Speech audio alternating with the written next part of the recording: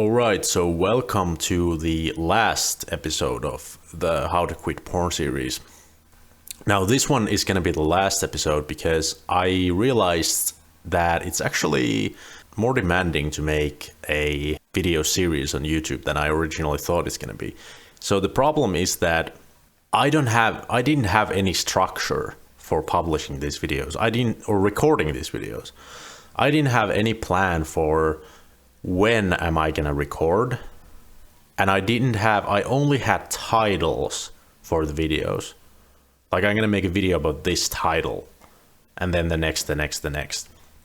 But I never made any scripts for those videos, and what happened was that I started overlapping the topics in those videos, and that's why I feel so confused about what I have already said and what I haven't. And it feels like when last Friday, a few days ago, in other words, I sat down to record a video about NoFap related to this series. I felt like really uncertain of what I'm gonna say, because I felt like I've already mentioned it a few times, and also because I want to make a video about NoFap that is separate from this series. So all in all, I just felt like when I was recording on Friday that, like, okay, I can't continue this series as like a thing that feels like an actual series for myself. Like, I don't feel good about making these videos. Like, I sit down without a proper plan and without a schedule and without a structure, and I feel like, what the hell am I doing? And that's not good that's not the purpose of this series anyway. Because what I actually want to do, and I am gonna make another attempt in the future. I'm gonna try to make a series in the future again, sometime, not sure when. I'm probably gonna make like individual videos about topics related to porn addiction and quitting it. But then in the future, when I have a better understanding of how to make YouTube videos, how to make proper, good, better quality YouTube videos with more structure and actually scripting a bit. Like, I don't want to script too much, but I do feel like I should make some kind of basic scripts for the videos so that I don't feel confused as to what I'm going to talk about next time. So anyway, with that out of the way, I'm just gonna lump together the remaining titles that I had that I was gonna make separate videos about. And I am going to start with the NoFap. And excuse me, I will be looking at my screen and reading the notes rather than looking into the camera this time as much. I think NoFap is something that feels like it's always brought up when we talk about porn addiction. And it makes sense because oftentimes the addiction is not just a porn addiction. It's actually a compulsive masturbation problem. So, I mean, when I think about how I ended up watching porn many times, maybe most of the time, was that I was feeling some kind of anxiety or emptiness, or I was procrastinating on something that I should be doing. And I noticed that, and I realized in hindsight especially, that it really was about the coping mechanisms, because compulsive masturbation as a response to stress, for example, out of the many things it can be a response to, it's actually a really bad coping mechanism. And that is why it makes sense that we should try to gain control over our masturbation if we want to quit porn. So those are linked together, and that's why NoFap makes sense, that you should stop fapping. But I think it goes wrong in the sense that people often obsess over it and think of it as the norm, right? Because I feel like when we talk about porn addiction online, it often feels like you're either a hardcore porn addict or you're doing NoFap, like indefinitely. And the problem here is that NoFap is actually the other extreme of that spectrum. It's not the norm. It's not the natural state of being. it is not, being on NoFap all year around is not normal, and it's not natural, and it's not how humans normally behave. It's actually on the other end of that spectrum. Like, are you a raging porn addict who masturbates multiple times every day, or are you in monk mode and you're doing NoFap? So we shouldn't think of it as something that's like the place to be. I think NoFap is something that we can do seasonally. Some people maybe can do the monk mode for the rest of their lives, sure. But for me personally, it's something that happens seasonally. And that's why I believe that in my life I had 3 times, at least, where I was able to be around 1 month or more without porn and without fapping. I had successful NoFap streaks of 1 month about 3 times in my life before I finally was able to go multiple months without any sexual activity. But then, because I had a girlfriend, that changed a bit and I started having sex. But I think it makes sense that I had those rare occasions where I was successful with the complete absolute NoFap, because it goes sort of in seasons, because it's not the natural state of being, but rather it's something you can achieve, but it really depends on many things. And it's not just about willpower, it's about a lot of circumstances in your life. And when I think back to those times I've been successful, those have been special occasions on my life. One time was when I came from Amsterdam and I had been to strip clubs, and I felt like shit about paying money to sexual services of real women. And soon after that, when I came home, I suddenly lost all my sex drive because I felt so bad about it. And that's when I had my first 1 month NoFap. I think it was a bit more than 1 month, but I don't remember anymore how much. And then the other time was when I was seeing a girl on Tinder for a couple of times, but then she chose somebody else over me, and I felt bad about that. And then I went to Lapland with my brother to fish for a week. We went fishing for a week. We were in a cabin together. So that week was really easy to be on NoFap, and then I continued that for many weeks to come. And when I think about it, when I went to Korea the first time, I had a NoFap streak of 1 month because I was in Korea for 3 weeks, and it was easy for me there to not fap. Once again, traveling with my brother. And actually now I remember the 4th time that I had this NoFap streak, and that was when I was building some kind of a relationship with a girl online on the other side of the planet. It was a stupid thing, and it obviously didn't lead anywhere.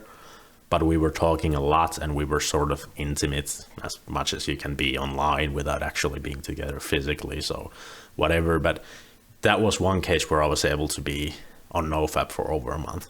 So it's always been something special in my life, and that kind of makes me feel like, okay, so I actually haven't been successful achieving a big NoFap streak for a long time without something special happening in my life.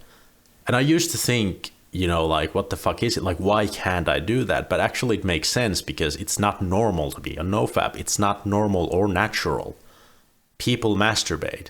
Even without porn, even without internet, people used to either have sex or masturbate, or both. So NoFap is something that it is a very useful tool, and I will say that much more on this one before I move on to the next topic, that if you are not in a relationship now, then you have to do your best to have a NoFap streak of, in my case, 2 months. So that's what I can recommend. At least try to have 2 months of zero sexual activity when you get into a relationship, because that's going to reset your brain from the porn and from the masturbation. And that's going to change everything. Your relationship is going to be just transformed and just completely different if you do that. So I 100% recommend NoFap, but it could be that you can't really do it until you meet a woman or a partner, whatever. Or if you are in a relationship, then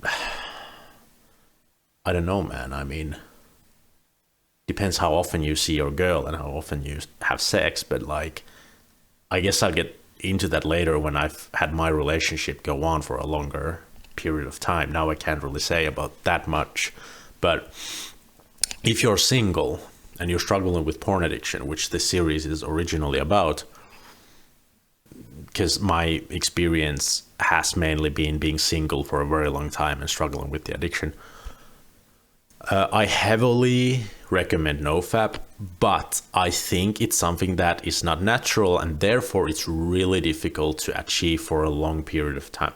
Now, so I think one good rule of thumb is that you should try to be on NoFap all the time, in the sense that when you relapse into watching porn and you bust a nut eventually and you get the post-nut clarity and you feel like, I don't want to do this ever again, you should take that post-nut clarity seriously and you should actually do your best to have a NoFap streak as long as you can.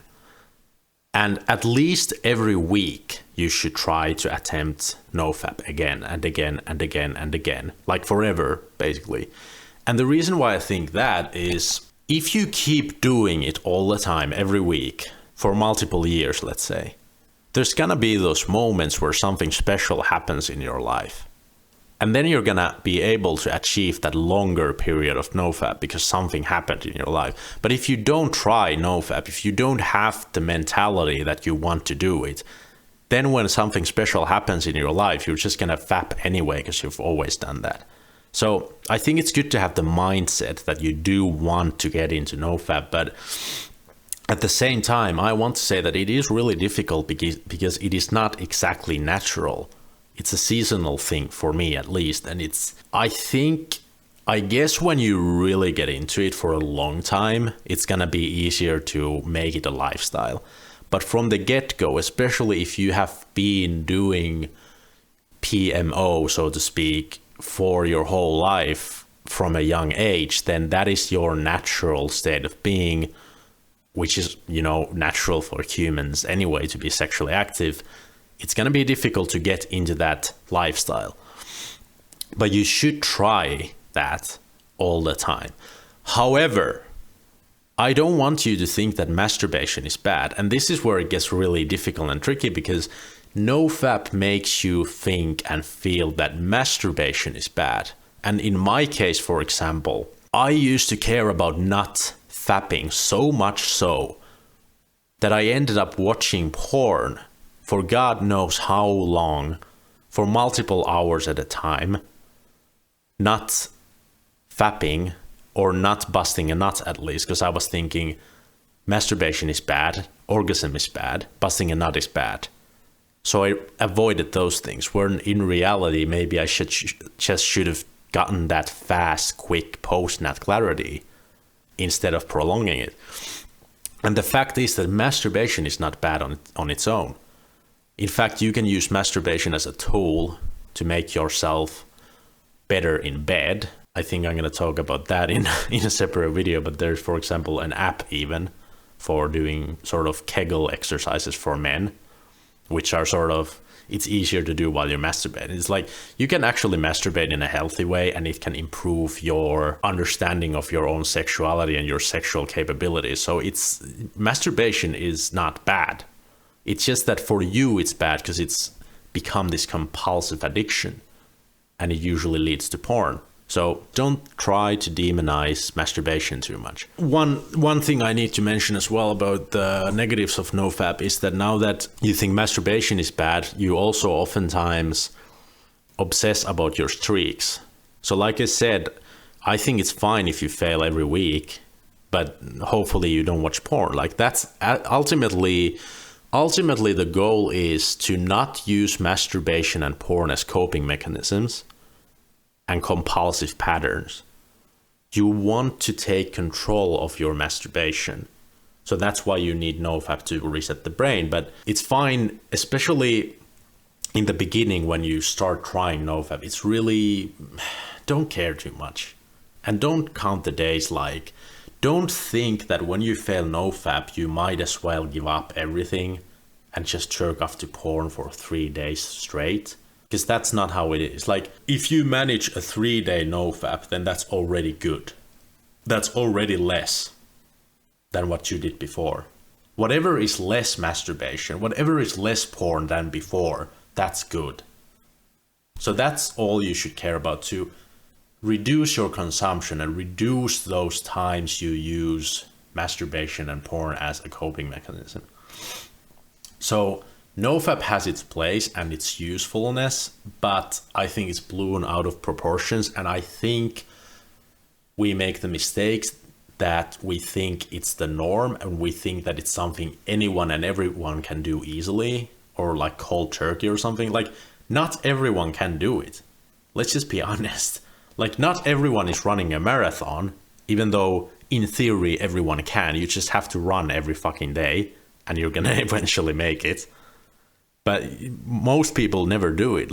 Just like most people never achieve NoFap for a long period of time. Like, I think anyone can do NoFap for from 1 to 3 months or whatever, but as a lifestyle, I don't think everyone can do it as a lifestyle. And I don't think there's any point in doing that. If you learn to masturbate in a healthy way without porn, without compulsiveness, then you don't need NoFap.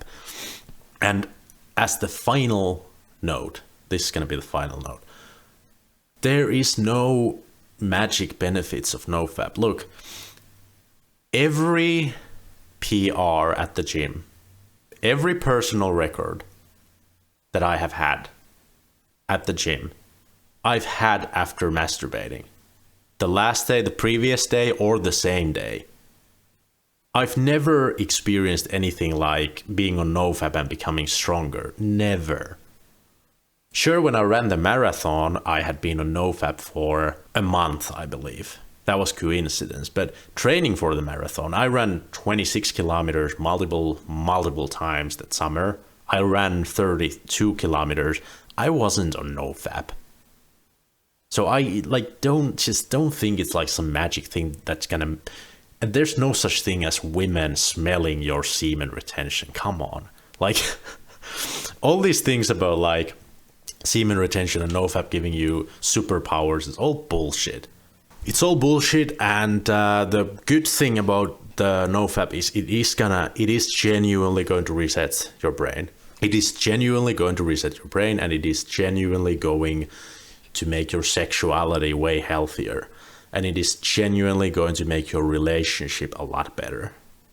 So those are true for sure. All right, let's get into the next one.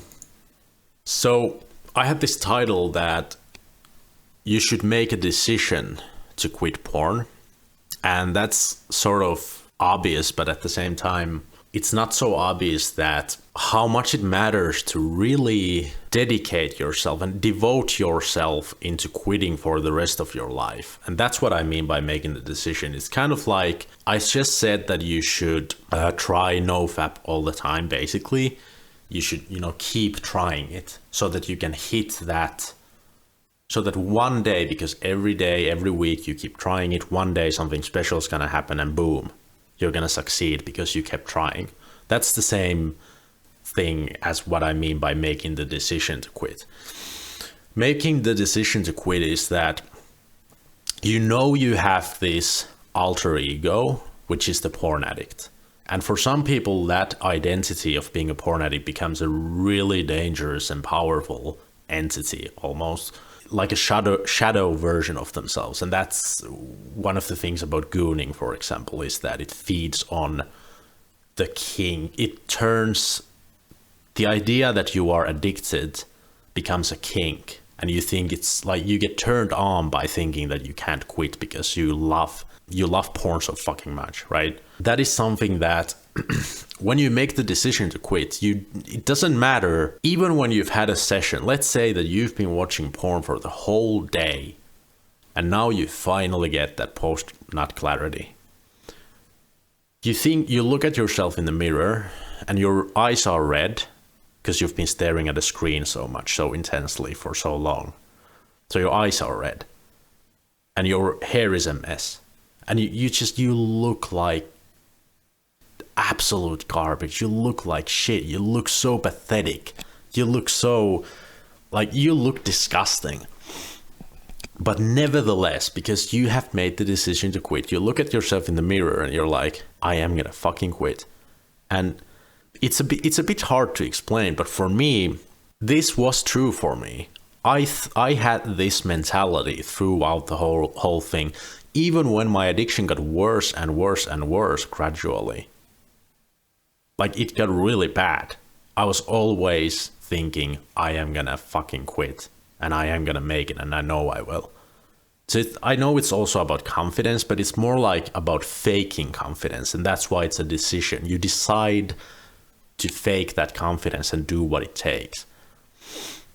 So even when my friend was saying to me when we had failed and we had talked about it, he said, like, maybe we can't. And I was like, oh, we will. And I said it with just like 100% confidence, even though there was nothing backing me up. I had just been failing for a fucking decade of my life, like always fail. Yet I say confidently, I am gonna quit, because I had made my mind, even though it wasn't really rational. It wasn't based on like facts. Like, the data was showing that I keep failing, but I was like, nope, I'm gonna make it. And so that's why I would say that the only way to really quit is to take control of your attitude. Because, you know, there is no silver bullet for this thing. You can't read one book and you can't watch one video. Like this video, for example. Let's say that you're someone who is struggling really badly and you actually watch this whole thing, this whole long ass video by a random person with 10 subscribers or whatever. You're watching this whole thing, and I say all these things as someone who has experienced this. And then you take notes from this and you actually think like, oh yeah, that makes sense. I'm going to do that. I'm going to try that. It's still not this video that would help, that would actually make you quit. It's never the video. It's never the book. It's never the external thing per se. It affects you. Sure. Like I said, there's those seasons when something happens and you can have a long NoFap because something happens. Sure, those things affect you. But at the end of the day, it is here. The change happens here in your head. And that's just the way it is. And that's why you need to make the decision that every single time you fail, no matter what, you stop caring about, is it going to take a week? Is it going to take a month? Is it going to take a year? You don't think about, oh, 2024, I am going to quit. Maybe you are, but maybe you won't. What you are going to do in 2024 is you are going to keep trying no matter what. And even if you watched porn every single week of 2024, you still in 2025, when you start that year, you're like, yeah, well, I'm going to keep trying. You're always going to keep trying. And that's the most important thing you can do to yourself, do for yourself. You decide to keep trying no matter what. So on to the next one. You are not weak. And the thing here is, I used to think that I'm weak because I keep failing, because I can't keep control. I can't have any control over my compulsive fapping or watching porn. It's like, because when you think about it, it's literally about you not doing something. It's literally about you not opening your incognito tab on your computer. It's literally about just not doing something.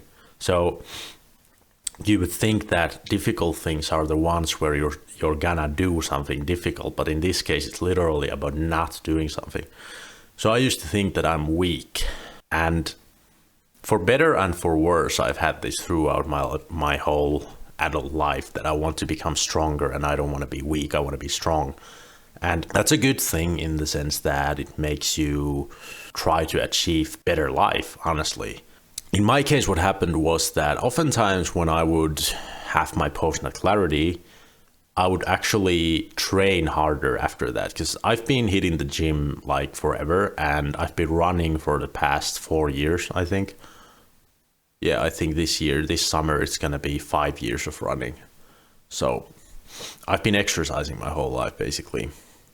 And what I did with what I did with the porn addiction thing was that because I felt like I'm weak when I relapse, I used to counter that with training harder.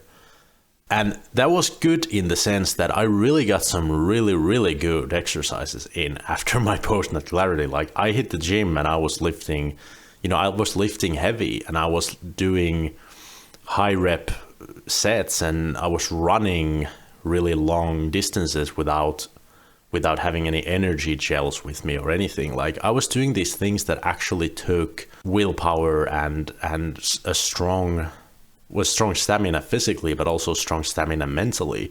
So I was actually doing things that did make me stronger. But my point is that, are you really weak if you're like me and you're lifting 210 kilos in the deadlift when your body weight is 80 kilos, and when you're benching 120 kilos, and when you're running a marathon and you're doing all these things? Are you really weak in that scenario? Like, am I really that weak? Well, the answer is no, I am not weaker than most people. In fact, I'm stronger than most people, if you look at the stats. Even though I'm not so strong I could go compete in any strength sports. But generally speaking, in the general population, I'm actually stronger than most people. So it's not about being weak or strong, whether or not you have this problem and this addiction. And obviously there's many people out there who are successful financially, who are successful in sports, and who end up having problems with alcoholism and end up having problems with, cheating their wives and have all these scandals. So these problems are something that can happen to anyone, no matter the status of the person, no matter if they're a pro athlete. So you shouldn't think that you're weak at all. And it's just that most people just don't talk about these things. Most people just don't talk about these things. And there's countless people out there who are suffering from this in silence. So you just don't know how many people suffer from this. And for the record, I mentioned this in some of my earlier videos that, for example, in the gooning Reddit subreddits, there's like over 1 million users in there. So there's literally millions of people out there who are utterly addicted to porn, and you just don't know about them. So it's not that you're weak, and I think it's important to understand that you're just human. And honestly, this whole problem is a mental health issue. This whole problem is about you having coping mechanisms that are bad. So in a way, you could say that the best advice I could give is that go to an actual sexual therapist.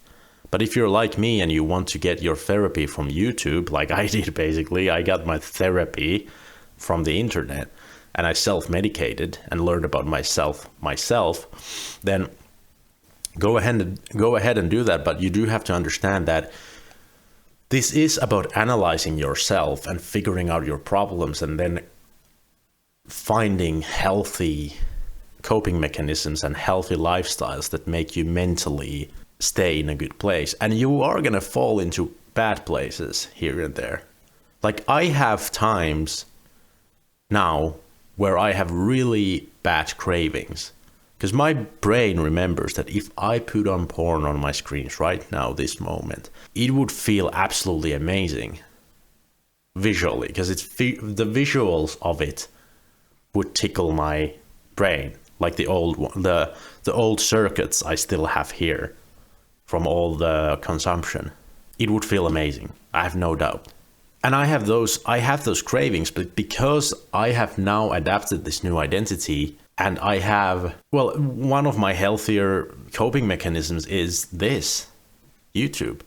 Like, I was at my girlfriend's place last week and she was working and I was working remotely from her home. And I had these moments where at work, I didn't have to do something all the time, right? Like I had spare time at work. And that usually causes anxiety if you have these gaps at work and you're like, what am I going to do? Because I'm at work, so I shouldn't do too much of anything that's not related to work. And back in the day, that usually triggered me into thinking, I want to watch porn. And now this time what happened was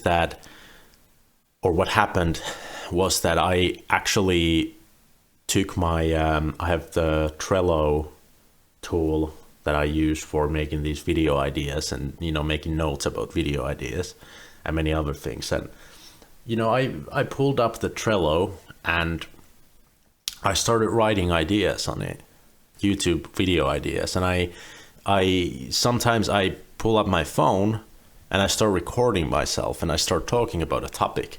And then I talk for 10 minutes and I'm like, okay, because I now talked, not only do I feel better because it was kind of like therapy to talk about something out loud, but I also know that if I actually want to publish a video about this topic, then I had this and this point while I was talking that was good, but I talked about this much rubbish.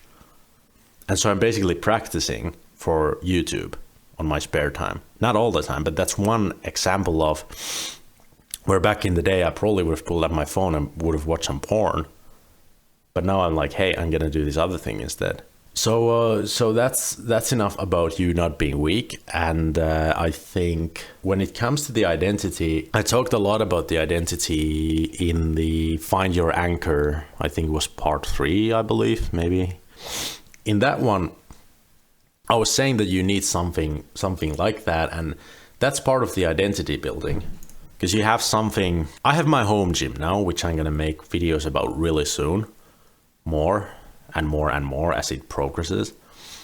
I worked the whole weekend honing the concrete floor of my home gym.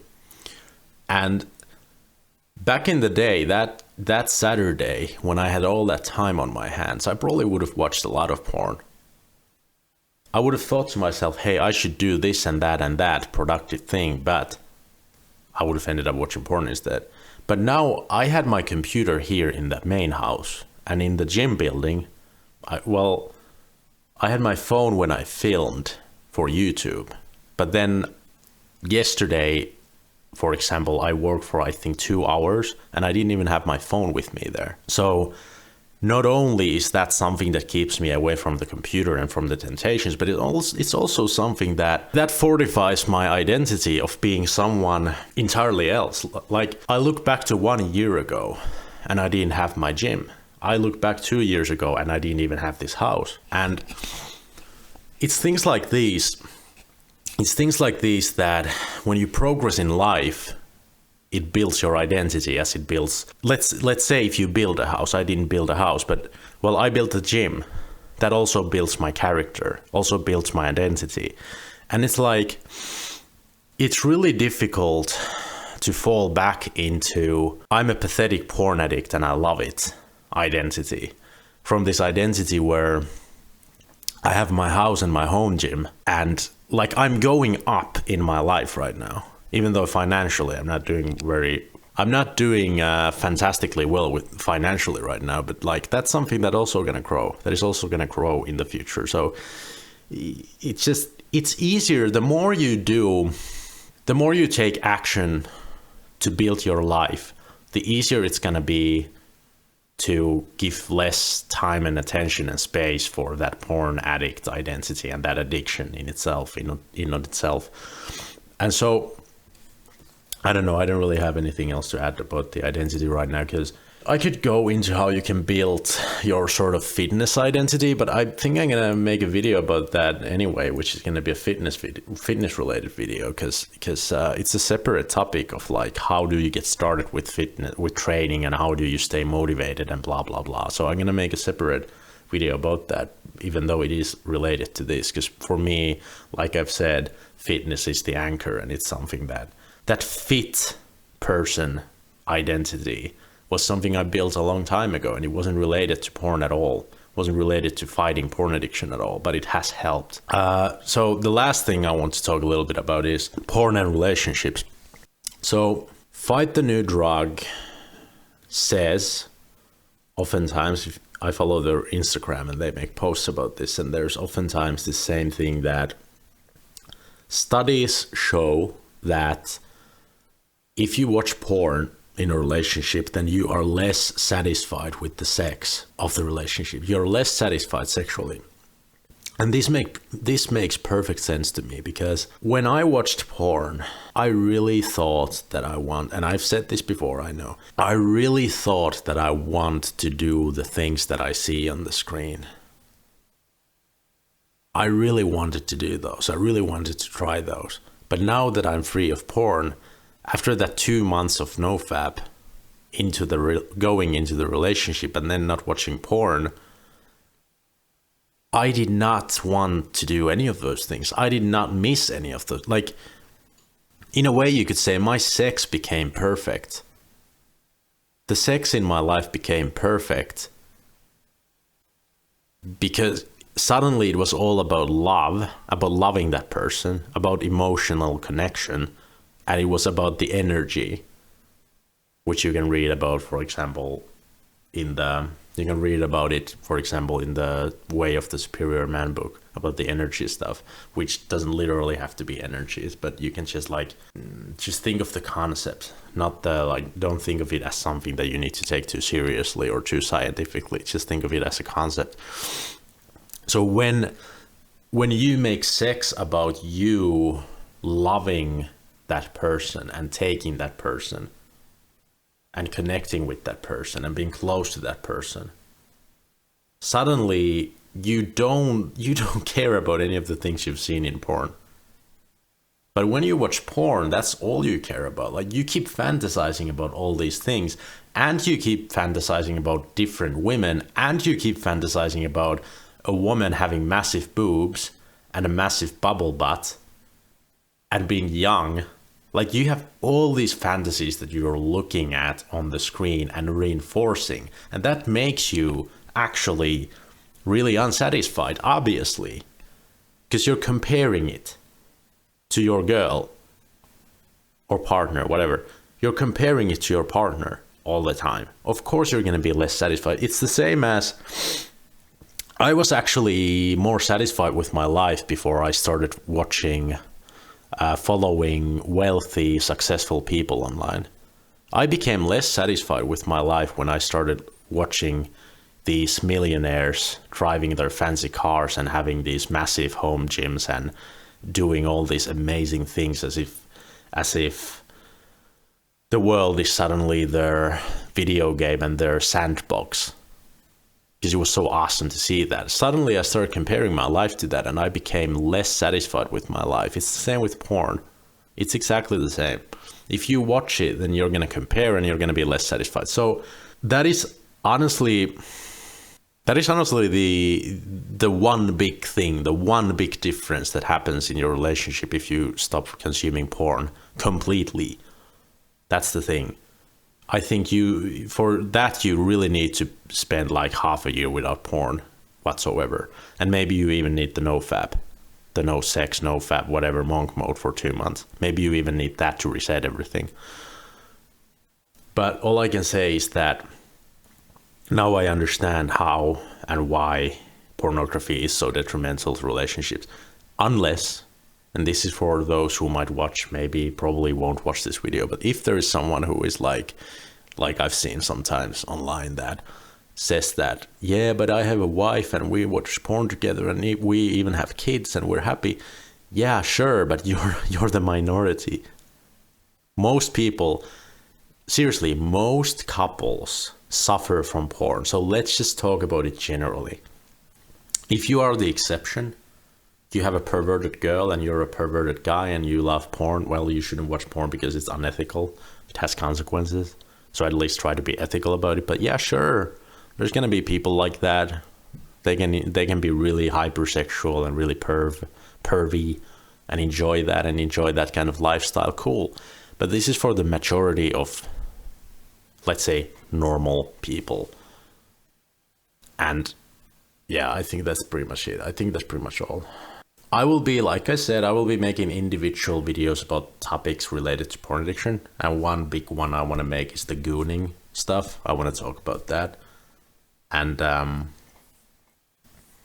yeah, but the next videos I'm going to have on this channel are going to be focusing more on just life, starting YouTube, having a home gym, fitness, nature. And you know, like my channel has the banner, subscribe to build a peaceful life. And that just basically wraps up the vision I have for the channel.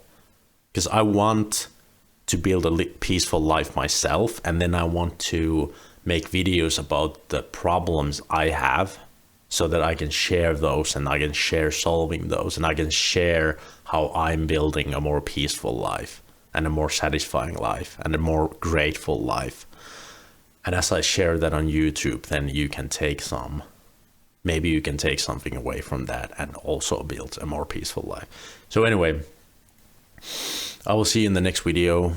But if you made it this far, if you made it almost 1 hour through this, if you watched all the way through, then subscribe or stay subscribed, so you will get more better videos on topics related to porn addiction and how to quit it. And hopefully one day I can support people even more directly by, for example, making some kind of Discord or something. A lot of people do that on YouTube.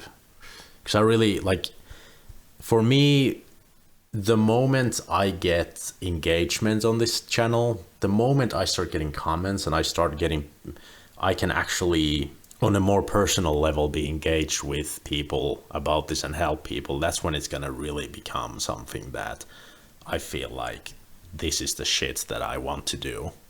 This is the shit I want to do with my life. So anyway, see you in the next one, and take care. And I know you can do it. I know you can beat this thing. Anyone can, everyone can, no matter where you are, no matter what age you are, no matter what, you can do this. I know you can, because I could.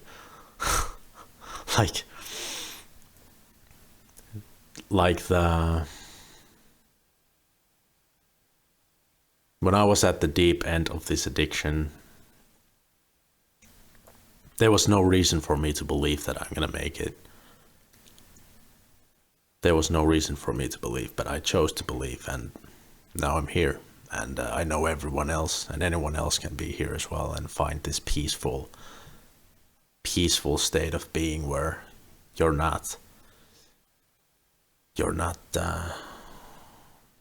tied down by this all-consuming, stupid addiction.